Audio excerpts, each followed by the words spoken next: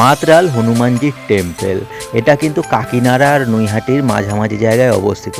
কাকিনাড়া নৈহাটি স্টেশনে নেমে দু জায়গা থেকে কিন্তু এখানে যাওয়া যায়, ভাড়া নেয় 20 টাকা। মন্দির চত্বরটা কিন্তু বেশ বড়। এখানে কিন্তু লেটে হুয়ে বজরংবলীর মন্দির, এই যে দেখুন এটা হচ্ছে লেটে হুয়ে সেই বজরংবলী। এখানে কিন্তু প্রতিদিন পুজো দেওয়ার ব্যবস্থা রয়েছে। প্রতিদিন মন্দির সকাল 8টা থেকে রাত 8টা অবধি খোলা থাকে। আর এখানে কিন্তু ভোগও দেওয়া হয়, আপনারা চাইলে ভোগও নিতে পারেন। এখানে কুপন কাটার ব্যবস্থা রয়েছে, আপনারা চাইলে মালসা নিয়ে আসতে পারেন, আবার বসেও খেতে পারেন। এই বজরংবলী ছাড়াও এখানে কিন্তু আরও অনেক দেবদেবীর মূর্তি রয়েছে, তার মধ্যে একটা হলো শিব ঠাকুর।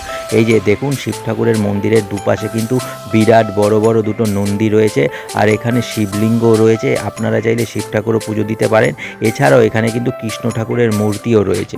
এবার দেখে নিন এখানকার শিবলিঙ্গ। এই যে দেখুন শিবলিঙ্গটা কিন্তু গর্ভগৃহে অবস্থিত এই মাদ্রাল মন্দিরে।